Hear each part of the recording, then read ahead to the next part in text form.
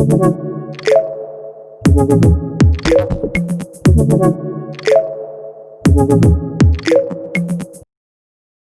now we move on to talking about data and racism. After George Floyd's killing, the Black Lives Matter movement grew around the world, and inevitable media were part of this process. Weekly, CNN released a study on race and racism in the UK that shed light on the huge difference between Black and white people's perceptions about how race and racism affect their daily lives.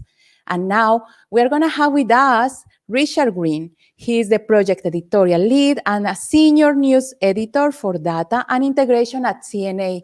Richard, welcome to NIST Data. So good morning, everyone, and welcome to a CNN presentation about confronting racism, real-time social issues, data journalism.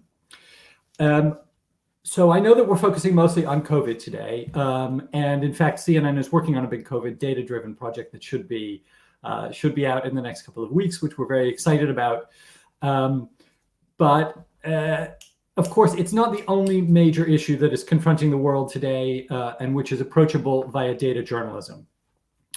So I'd like to start by talking briefly about the Black Lives Matter. You'll remember that the Black Lives Matter is not new this year. It goes back at least 5, 6, 7 years, but it had gone quiet in the past couple of years. Hadn't gone away, but it had gone quiet. In May, there was a killing of a Black man in Minneapolis by police, which was caught on video. I'm going to show just a brief moment of that video in just a moment. It's only about 15 seconds long, but I do want to warn you, it is disturbing video. So if we can go to the next slide, please.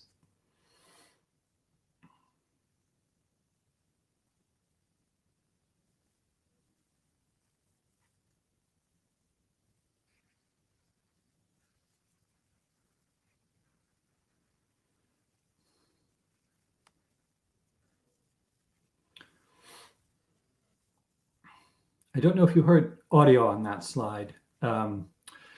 So in any case, this was an event that shocked the United States, of course, and CNN in the United States immediately amped up its coverage of race and racism.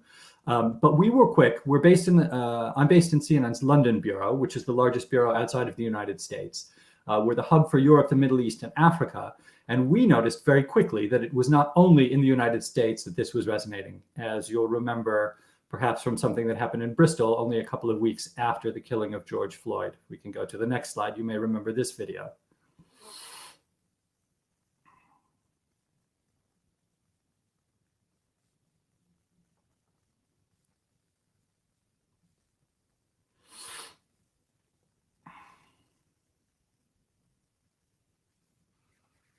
So this was the toppling of the statue of Edward Colston in Bristol. Colston was a slave trader who went on to become a member of Parliament and a wealthy beneficiary of the city of Bristol in particular, which part of his wealth rests on the slave trade. We notice, of course, when you see a crowd like this engaging in activity like this, clearly there is something going on more than just in the United States. And so we wanted to respond to this moment, the moment of the Black Lives Matter, by doing something properly investigative, something data-driven that was going to tell us something about race relations. One of my colleagues, in fact, one of our graphic designers on the digital team in London, Gabrielle Smith, is herself the daughter of Windrush immigrants. And I'm guessing that many of us are familiar with the Windrush generation. In fact, this is particularly timely today. The Windrush generation, the largely Caribbean immigrants who came from the British Commonwealth to settle in the UK in the wake of World War II. They were invited here. They were told to help rebuild the country. And as Commonwealth citizens, they didn't need to have any kind of paperwork to do that in the 1950s and the 1960s. Generations later, they and their children discovered that the British government, in some cases, did not consider them to be citizens. And there was a great deal of harassment involved. This talk today is particularly timely because just this morning, the Equality and Human Rights Commission in this country has ruled that the British government's hostility was discrimination and that there needs to be reparations for that. So that makes this particularly timely. Videos like this one, the tearing down of the Edward Colston statue, protests against statues, for example, of Cecil Rhodes, the 19th century British imperialist of South Africa, Rhodesia, and so on, convinced us that there was an undertold story about race and racism going on in Britain.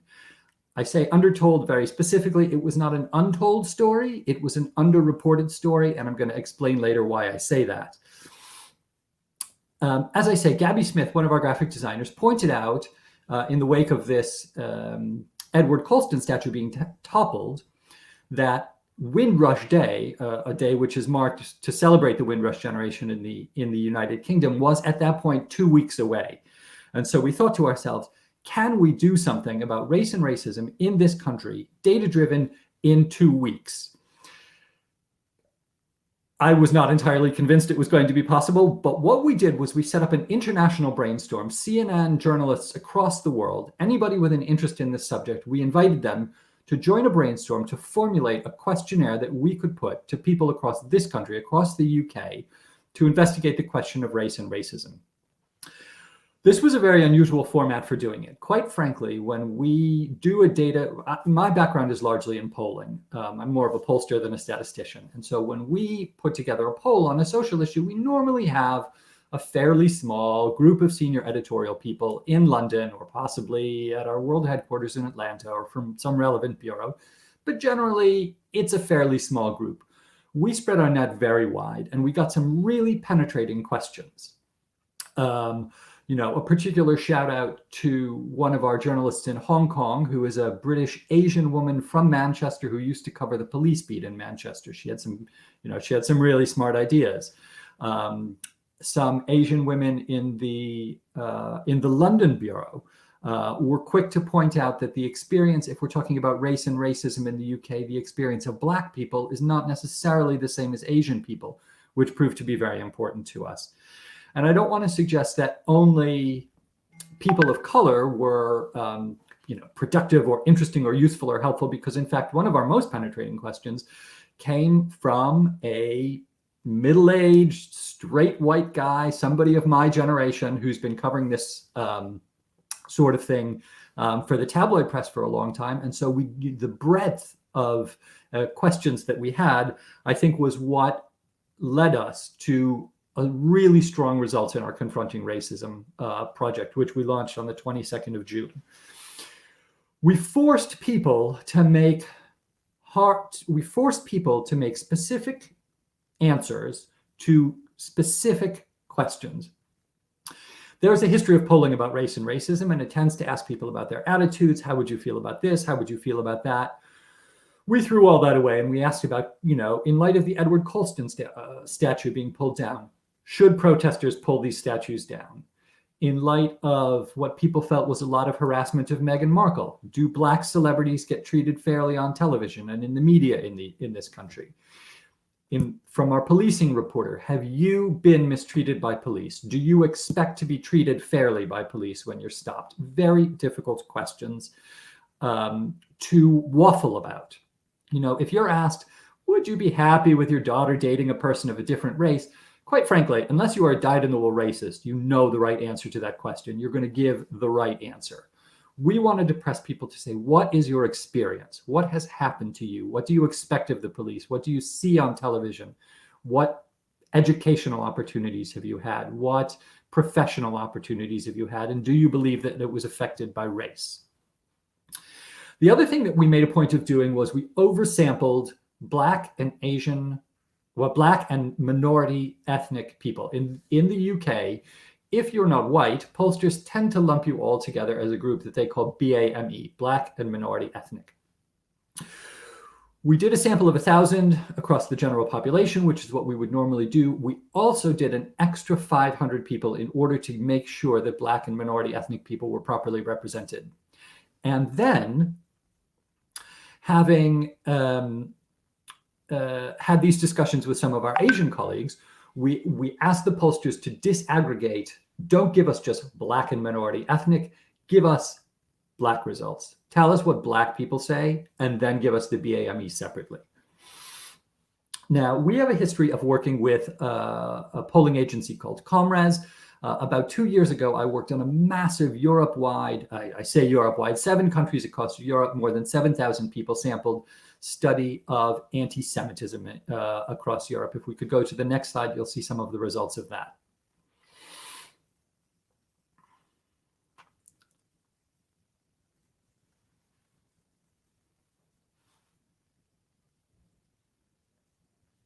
No, I'm sorry, it's the slide after this, please. This is what probably should have been going as I was talking about the poll.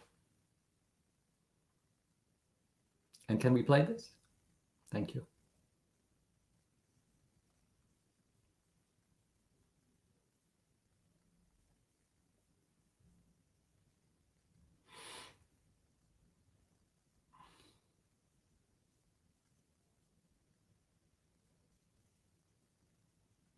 So this was a large-scale poll that we did, and I mention it because we spent months and months working on this. As I say, Gabby Smith suggested 2 weeks before Windrush Day that we could do a poll about race and racism in Britain. We literally spent more time once the Shadow Over Europe Anti-Semitism project was done and fully complete and ready to be published. We spent more time deciding exactly when we should publish it than we spent doing the entire Confronting Racism project. Now, as a practical matter, this meant that on the one hand, we were talking to Comres, we'd given them the results of our brainstorm, they were crunching them into proper pollster questions that could be quantified and analyzed and datafied and so on. Don't tell my bosses this. Before I had approval from them for the project, we simply didn't have time. So we were multi-tracking on this. I was having conversations with the pollster saying, okay, look, here's what we need to do. No, we don't need that question. Yes, we do need this question. We need to be able to formulate it in this way.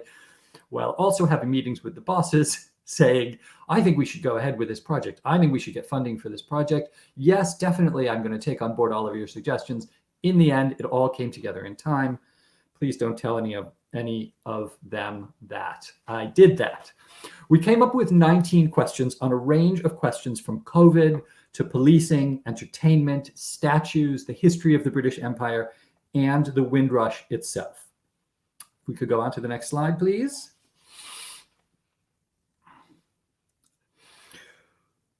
As I say, we found, so this is a Black Lives Matter protest in Britain. If you look carefully, you'll notice quite a few of the protesters are not Black. I had somebody, I had a student approach me after all the results were published, and he said, your results are skewed towards white people. You have 1,500 people in the survey, only 500 of them specifically BAME. I will point out, 86% of England and Wales is white, whereas only about 2/3 of our sample size was white. So that was we found that, and we found that to be very interesting. When we got the results back, the comparison between the experience of white people and the experience of Black people, as separate from BAME, proved to be very interesting. I'll be honest, at this point, in my mind, the project is a complete blur. We were analyzing data. We were preparing graphics. I was trying to write the story. We were having brainstorms about headlines. Our graphics team was off building the data visualizations for it. Editors were working through the night to try to get the whole thing done. But we did, in fact, manage to publish on Monday, the 22nd of June, having worked through the weekend. And here are some of our interesting findings. So we published on Windrush Day. The next slide will show the results of our question about the Windrush. When you separate Black respondents and white respondents, more than half of Black people did not trust that the government would not repeat something like the Windrush scandal. Now, white people also, you'll see 40% there, nearly 4 out of 10 people didn't believe that. So we thought that was a fairly interesting finding. But we did, I referred to one of our middle-aged white guys who had thrown a question in. He wanted to talk about politics. Our next slide will show an interesting finding on the political scene. We asked respondents of all races, do you think various different political parties in this country are institutionally racist? 58% of Black people said yes. Now, interestingly, more than a third of white people said yes. But again, distinct responses between the two groups. Slave traders, very much on our mind. If you go on to the next question, you'll see the difference between what Black and white people thought about whether they found statues of slave traders or colonizers offensive. And we asked this question several different ways. We asked a question about, should the statues be removed? Who should remove them? Should protesters be able to remove them? Should they be removed by city ordinance? Should they stay? And the reason that I mentioned that is one of the things that we did was we formulated each question in several different ways. So I say there were 19 different questions. When I say 19, each one was a complex of questions around a theme. So we were able to pull out the most striking finding. 2/3 of Black Britons say that statues of slave traders or colonizers are offensive. Only, well, not even 1/3, close to a third of white respondents said the same thing. If we move on to talking about the police, do you believe that the police, have you personally, now again, here we're talking about personal experience, have you personally been not treated, and this was a difficult question to formulate, it came out awkwardly, have you not been treated with respect by the police? Half of Black people said that was true. Only a quarter of white people said this was true. And here we thought the finding, we didn't graph it because we made a point of contrasting the experience of white and Black Britons, but BAME, are we at 4926 on this? Yes, we are. If you put the BAME results, so if you're adding Asians, British Asians to this group, that's 36%. So it falls roughly halfway between the two. And this I mentioned because here we thought it was particularly striking. If we had contrasted white with BAME, essentially with non-white, you would have had 26-36, not terribly striking. Interesting, but not terribly striking. Here's where we thought the Black response was particularly striking, 49%. And if you go on to the final one that I'm going to put up here, do you believe the police are institutionally racist? Here, on have you not been treated with respect by the police, just under half of Black respondents said that was true. Here, do you believe the police are institutionally racist? Just over half of Black respondents said that. White respondents, quite similar. So those were some of the most striking findings. If we go on to the next slide, you'll see what our published story looked like on the day at the top of the page, and then these graphics. There was a written article which I wrote unpacking some of the most interesting findings. We had these 5 charts and graphs, as I say, and again, remember we asked 19 questions. We cast a fairly wide net. Some of the results were interesting. Race and racism, as regarding policing, as regarding statues of slave traders and colonists, as regards the Conservative Party, which is the governing party in this country at the time. Not all of the results were terribly interesting. We asked about COVID.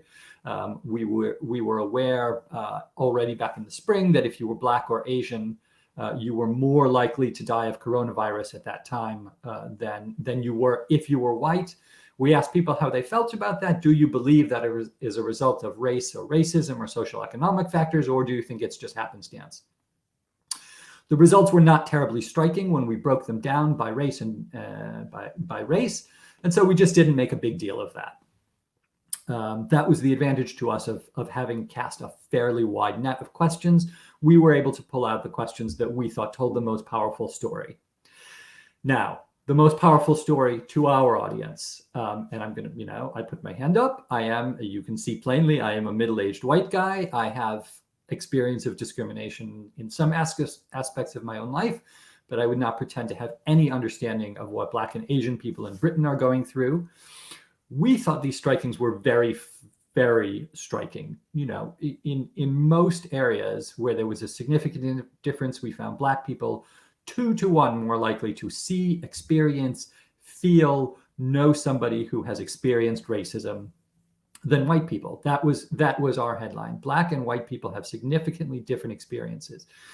And our PR team thought, this is great, very strong findings. We are going to release them on Windrush Day, and we are going to make a big splash. And we didn't. We got some good pickup. We got some discussions going. I feel that it was powerful journalism. But I'll be honest, I thought the Black press, we made a point of approaching historically Black-run media organizations. And we said, look, CNN has done this big study, because when we did the anti-Semitism story, I'm not proud that we uncovered as much anti-Semitism as we did. I think it's very disturbing, but the media picked it up like crazy. We were on the front page of newspapers in Israel the day that we published. We'd been seeking an interview with Benjamin Netanyahu on various subjects for months or years. Literally within a week of publishing the anti-Semitism, we were in Netanyahu's office. And I went and I spoke about the project in Israel, which was lovely. And one of the Israelis who I talked to about the anti-Semitism project said, look, we all know this, but usually it's Jewish organizations that do this kind of research, or it's Israeli organizations that do this kind of research. When CNN does it, it means something different. It's not one of the usual suspects on uncovering anti-Semitism. I thought, great, we've done something similar with the race divide here in Britain. We approached the Black press about it. Silence. And I talked to some of my friends and some of the experts who we interviewed about this, and they said, you know what? We know already. We are Black people in Britain. You are not telling us anything we don't already know, that we and our friends and our families don't experience every day. So look, we're telling, if we're telling white people something that they don't know, I think that's important. And I'm very proud that we did it. And if we can go on to the next slide, I'm happy to take questions about it. Hello, Richard. How are you? Good morning. Hello, how are you? I'm fine. We have a few questions for you. So let's start with a question from Marcela Kunova. She asked, is there a possibility the results were influenced by the highly emotional events going on at that time? Would you consider to rerun the project now and compare the results? That's a great question. And yes, look, we are journalists. We are going to, by and large, if we feel like there's a major social issue going on that people need to be thinking about and talking about, we'll jump on it. It was a breaking news project. To turn something around in 2 weeks is essentially breaking news if you're talking about putting a poll in the field and getting results back. So yes, we were trying to tap into something that was emotional and relevant at the time. But Marcella is right. There's, the Black Lives Matter had not, as I say, faded away, but had gone fairly quiet in the year or 2 or 3 before this happened. It is a good idea. We should do the poll when things are different. We have another question from Eva Constantaras. Eva asked, instead of only having data on racism standalone projects, shouldn't all our race coverage be infused with data that explains the reach and impact of systemic racism? Yes. And this is not a standalone project. We have continued to use this data. The anti-Semitism data continues to find its way into our stories when we cover that. And this data, this is a very wide data set. As I say, we didn't even put everything in the story. We didn't put all of our findings in the story. The report that came back from the pollster is 187 pages long. People who want that amount of data are welcome to look at it, but we continue to mine that data. And when stories about race and racism in Britain come up, we continue to refer back to these findings. It's, Eva's exactly right. It's not something that we just plop down and say, this is done, we're moving on and doing something else. This continues to inform our coverage. Another question from Lisa Dupuy. Lisa said that her question is close to Eva's. How to combine with reported on the ground stories or interviews? Wouldn't it be better to do so and extrapolate the collected data to other topics, stories?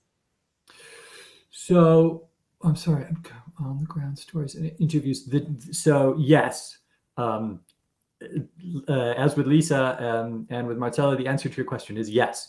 And in fact, one of my colleagues went out and did a television package that accompanied this. It was we interviewed a Black performance poet. She interviewed a Black performance poet. She was out on the streets of Bristol. She met some people who had been involved in the demonstrations where the Colston statue was pulled down. This is not meant to be PR for CNN, but if you go to the page cnn.com/confronting racism, you'll see she actually did a 7-minute television package, which involved a lot of interviews and personal experiences as well. And for CNN to do a 7-minute package is unheard of. When our packages go over 2.5 minutes, our television producers start to complain. So yes, absolutely, this needs to be a human story. I interviewed an expert, Nova Reed, who was very passionate about the subject. And remembers, a Black woman growing up in Britain in the 1980s as a child. She said she remembers other children not wanting to play with her because they said her skin looked like the color of feces and they didn't want to be her friend. So yes, the data is one part of the story, and the human experience and hearing people's voices has to be part of the story as well. This is about what people live through every day. Yeah. I completely agree with Lisa on that. We have time for one last question, Richard. This comes from Umar Hazam, and he asks, what are the main things to consider when using data journalism to cover social issues, and how important is to be open-minded about covering subjects such racism? Yeah, this is Umar. This is a critical question, and thank you for raising this. So this is one of the reasons why I think we needed to have a lot of voices involved in the brainstorm about what questions we were going to ask. You get people who have personal experience, you get people who don't have personal experience of it, and you do need to balance that. This is why we had professional pollsters involved who are able to write quality questions for us that we were going to be able to analyze in a scientific way. And it's a hard thing as a data journalist when you go into something with a thesis like, I believe there's a serious race problem in this country. You do have to be led by the data. If the results come back and they say, it's all peace and love and harmony and everybody is holding hands and skipping through the fields together with no racism, that has to be your story. You can't squeeze the data into a story or a headline or a polemic that it doesn't tell. You have to follow the story where it leads you. Yeah, Umar is absolutely right about that. Thank you very much, Richard. Thank you very much for your time today. Thank you for being here. It was my pleasure. Thank you for having me.